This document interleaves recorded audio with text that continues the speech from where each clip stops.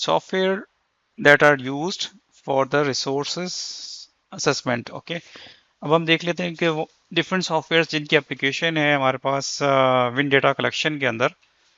तो वो क्या है, बेसिकली हमने अभी देखा था कि सबसे पहले हमने विंड एटलस से डेटा कलेक्ट किया, फिर हमने टावर इंस्टॉल किया साइट पे, वहां से डेटा कलेक्ट किया, तो दो डेटा हमारे पास आ गए। और तीसरा हमने ये देखा एक्स्ट्रापोलेशन टेक्निक भी देखी है, जिसके जरिए से जो एरिया हमारे पास जिसका डेटा नहीं है वो हम एक्स्ट्रापोलेट करके कर्व को स्मूथ कर लेते हैं और उसका डेटा भी हम गैस वर्क से निकाल लेते हैं।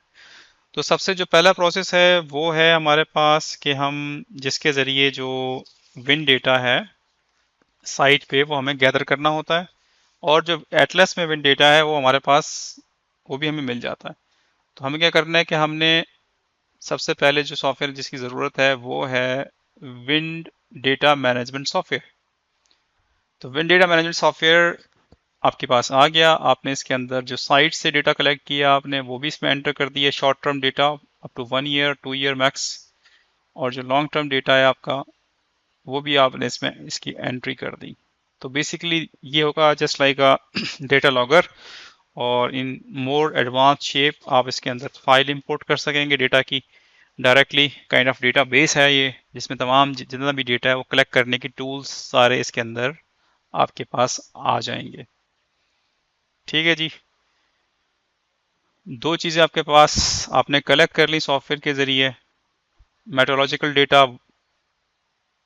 विंड एटलस का डेटा आपने इसमें डाल दिया कि आपकी मीन विंड स्पीड क्या है, मीन पावर डेंसिटी क्या है, मीन एयर डेंसिटी क्या है फॉर 10-20 ईयर्स, फिर साइड से आपने जो 1 साल में कैलकुलेट की है वो, ये सारा डेटा आपके पास आ गया। तो नेक्स्ट जो आपके पास सॉफ्टवेयर आपको चाहिए होगा डेटाबेस के साथ वो चाहिए होगा डेटा एनालिसिस का।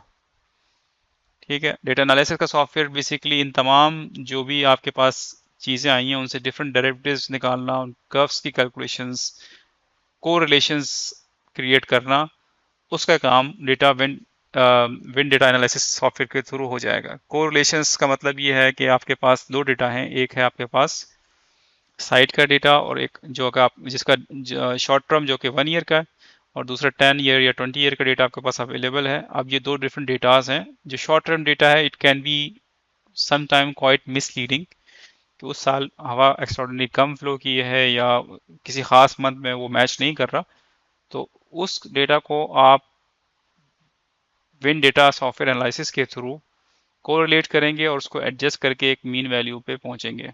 तो ये बेसिकली आपके पास जो है विन डेटा एनालिसिस सॉफ्टवेयर ये काम आपको करके देगा। इसके अलावा आप किसी भी एरिया के अंदर जिसमें आप ये पूरी कैलकुलेशंस कर रहे हैं विंड सॉफ्टवेयर के जरिए, जैसे हमने देखा भी था, ये पूरी कैलकुलेशन बताएगा कोई इस एरिया में इसको इसको प्लॉट करके देगा, इस एरिया में कितनी विंड स्पीड है, इस एरिया में कितनी विंड स्पीड है, मीटर पर सेकंड पे पूरी ग्राफिकल प्रेजेंटेशन आपको करके देगा कि कितनी एरिया पे कितनी विंड स्पीड किस मंथ में आपके पास फ्लो हो रही है। कर्व्स आ जाएंगे आपके पास, फ्रिक्वेंसी जो है आपके पास यूँ कह सकते हैं कि जो एयर फ्रिक्वेंसी है, पावर फ्रिक्वेंसी है और विंड स्पीड है, वो सारे के सारे प्लॉट भी कर सकते हैं। उनको आप कोरिलेट भी कर सकते हैं, कंपेयर भी कर सकते हैं। जैसे हमने देखा था विंड इंडेक्स, हमने देखा था विंड इंडेक्स बेसिकली क्या था कि जो आपकी विंड स्पीड थी in given year that is divided by the mean wind speed, जो आपको मिल जाती है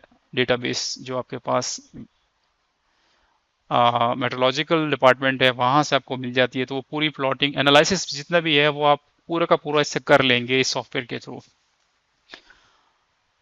अच्छा, अगर लेट्स सपोज आपके पास डेटा फ्लो मॉडलिंग सॉफ्टवेयर हैं, ठीक है जी, अगर आपके पास डेटा अवेलेबल नहीं है साइट का, ठीक है, इस पर्टिकुलर साइट पे आप काम करना चाह रहे हैं, आपके पास डेटा अवेलेबल नहीं है प्रॉपर साइट पे, वहाँ इंस्टॉलेशन मुश्किल है, या लेट्स सपोज आप समझते हैं कि जितने आपने टावर इंस्टॉल कर रहे हैं कंपेयर टू दैट वहाँ किसी वजह से वो आप नहीं कर पाए, आप साइट स्टार्ट करना चाहते हैं इमीडिएटली फॉर एग्जांपल, तो आपके पास जो डेटा अवेलेबल है near to the site different points का फ्रॉम द मेट्रोलॉजिकल डिपार्टमेंट और एनी अदर डिपार्टमेंट, वो आप फीड करेंगे सॉफ्टवेयर में। फिर जैसे हमने कहा था एक्स्ट्रापोलेट करेगा ये पूरा, और पूरी विंड की डायरेक्शन जो है ना, विंड की speed direction what ever, in points को डॉट्स को कनेक्ट करते हुए जो रिक्वायर्ड डेटा है आपका वो सारा का सारा विंड फ्लो मॉडलिंग सॉफ्टवेयर के थ्रू आपको ये कैलकुलेट करके देगा।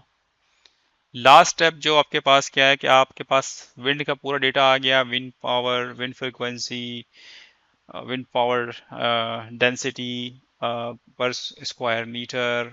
ओके, इसके अलावा इसके अंदर आपने ये भी देख लिया कि भाई आपके पास शेयर फोर्सेस कितनी डेवलप हो रही हैं। शेयर फोर्सेस जो है ना, वो जैसे हमने डिस्कस किया था कि वो basically difference of wind speed at different Heights हैं।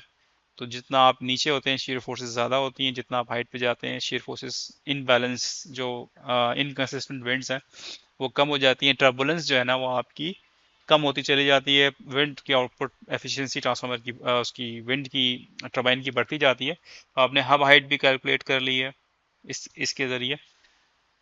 तो बेसिकली विंड फॉर्म मॉडल में आप एट द एंड आप आ गए। विंड फॉर्म मॉडल में आपने क्या किया है कि विंड फॉर्म मॉडल ने आपने सबसे पहले इंपोर्ट किया विंड फॉर्म विंड टर्बाइन की पावर कर्व को। जो हमने देखा था डिफरेंट पावर कर्व्स अवेलेबल हैं, और विंड टर्बाइन की पावर कर्व्स यानी कि आपके पास टर्बाइन के कैरेक्टरिस्टिक्स आ गए।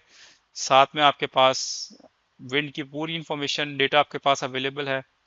आपको दो ही चीज़ें चाहिए, विंड साइड डेटा प्लस जो टर्बाइन आपने वहाँ इंस्टॉल करना है। आप कितने टर्बाइन इंस्टॉल कर रहे हैं, आप बेसिकली फॉर्म पूरा क्रिएट करेंगे उसके अंदर, सॉफ्टवेयर के अंदर you will generate a full form. तो आपने फॉर्म पूरा क्रिएट किया। फॉर्म क्रिएट करने के बाद आपके पास हर पॉइंट के ऊपर अब विंड स्पीड है, डिफरेंट फॉर्म जगह पे डिफरेंट विंड स्पीड आपको मिल रही है। तो based on this you will calculate कि पूरा विंड फॉर्म किस तरह से बिहेव कर रहा है, कितनी जनरेशन वो कर रहा है, कितनी आपकी मैक्सिमम कैपेसिटी है, कितनी मिनिमम कैपेसिटी है। और जो फॉर एग्जांपल लाइन की कैपेसिटी आपकी लिमिट हो सकती है, आपके पास जो ट्रांसमिशन लाइन है जिससे आपने पावर एग्जिट करनी है वो भी आउटपुट को लिमिट कर सकता है। तो ये सारी चीज़ें आप उस सॉफ्टवेयर के ज़रिए सिमुलेशन में देख सकते हैं। जिस तरह से हमने सॉफ्टवेयर में देखा था कि आपने 3 किलोमीटर स्क्वायर का एरिया आपको मिल गया, इसमें आपके पास ये डेटा सारा का सारा ये एनालिसिस लेवल पे आ गया। डेटाबेस आपके पास था, उसके बेसिस पे आपने डिफरेंट कर्व्स प्लॉट कर दिए हैं। विंड पावर यहाँ कितनी जनरेट हो सकती है, 609 वाट्स पर मीटर अवेलेबल है। विंड स्पीड 8.2.4 मीटर्स पर सेकेंड है। हाइट 800 मीटर है।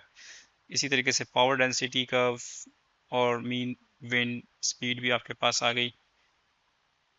ये आपके पास विंड इंडेक्स आ गया। ठीक है जी, ये भी सॉफ्टवेयर के थ्रू आपने आपके पास आ गया है विंड एटलस के थ्रू। और ये डिफरेंट रेडार प्लॉट्स आपके पास, ये different way of representing the data है। ये डिफरेंट विंड स्पीड्स आ गई हैं आपके पास per hour in a given month.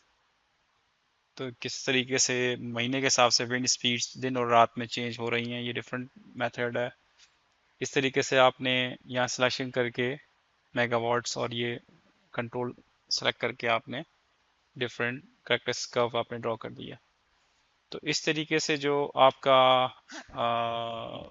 Last जो सॉफ्टवेयर जो कि यूज़ हो रहा है वो बेसिकली विंड फॉर्म मॉडलिंग यानी कि आपकी फाइनल विंड फॉर्म मॉडल हो जाता है।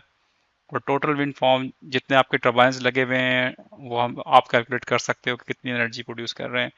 प्लस आप ये भी कर सकते हैं कि आप जो कोई एग्जिस्टिंग विंड मॉडल है जिसकी जो कि इंस्टॉल है उसको आपने री वैलिडेट करना है, उसको चेक करना है कि इसकी कैपेसिटी लेट्स सपोज किसी जगह पे आपके पास कोई विंड पावर प्लांट इंस्टॉल है लेकिन उसकी जो डिज़ाइन कैपेसिटी है, जो आपकी कैपेसिटी फैक्टर है वो अचीव नहीं हो रहा जो कि शुरू में इंस्टॉलेशन टाइम में कैलकुलेट हुआ था। तो you can check revalidate that capacity factor कि भाई क्या रीजंस है, क्या वजह है। तो आप उसको रीमॉडल करेंगे और एग्जिस्टिंग मॉडल को चेक करके वेरीफाई करेंगे। और based on this you can suggest some basically corrections as well. So these are all the softwares which are used mostly at the wind resource assessment.